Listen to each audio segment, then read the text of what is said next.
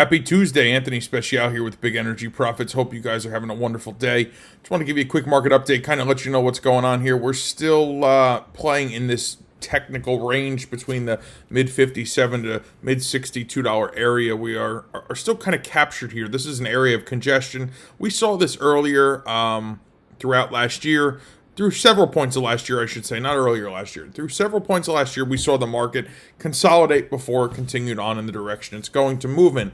And that's we've reached another one of those periods. And when we find those periods, we just need to, be able to set ourselves up to take advantage of the next move. So we've had a couple energy sector trade ideas go out just recently. Those are going to hopefully work well in our favor. They are our long-term plays, meaning they're going to take several weeks, potentially several months to transpire, but we're okay with that. We know that as they transpire, we'll be able to book some profit along the way, and those positions are also leveraged in the options market. So for a very inexpensive amount of money, you can access those.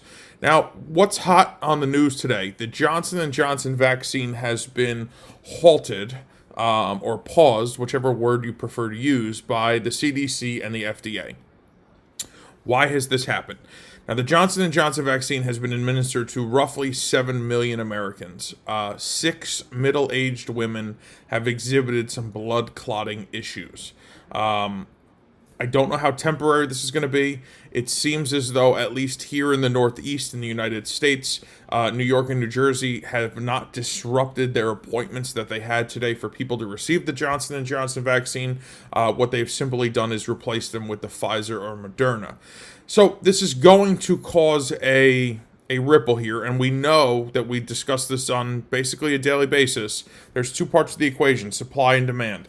The supply side of the equation has been controlled by OPEC and OPEC Plus and their allies in the way of loosening and tightening supply that enters the market. Now, the demand side is really hinged upon the consumption that comes with the recovery of the economy.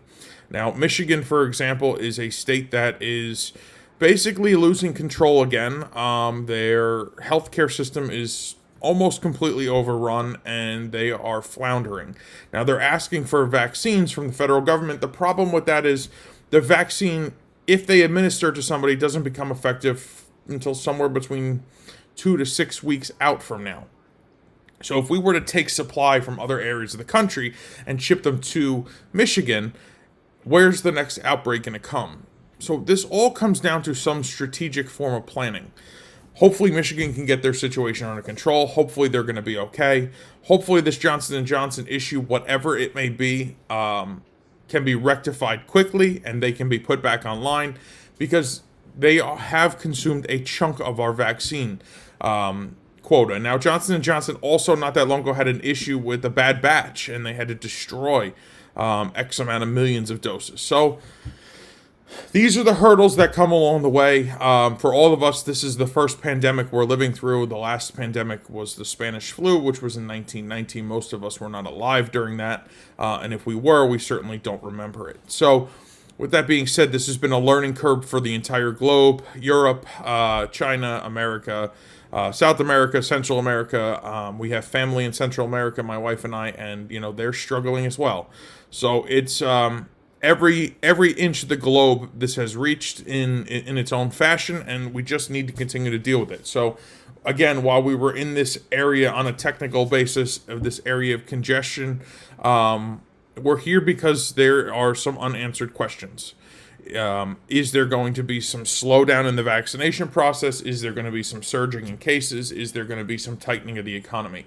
So while we are in this sideways motion here, it is all hinged upon what comes next. Now, OPEC has recently stated they want to start adding, slowly, more supply into the market, meaning they want to start adding more inventory into the market and production up. So that is, of course, going to put a little downward pressure on the price because there's more supply. And now, of course, we are battling a demand-style issue because of this pandemic that is going to continue. I mean, this is not over with yet. The effects of this from an economical and financial standpoint are going to ripple for a long, long time. So I just wanted to give you guys a brief update on that. I know that was a lot, but this is what's going on. This is what's affecting the market. I want you to be aware of it because we're aware of it and we are positioning properly for it.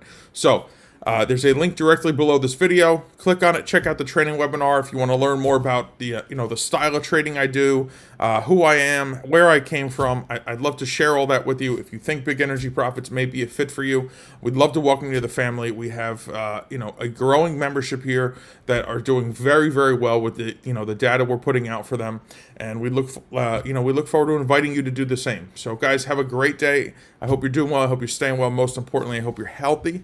Have a blessed one and a profitable one, and I will talk to you soon. Take care.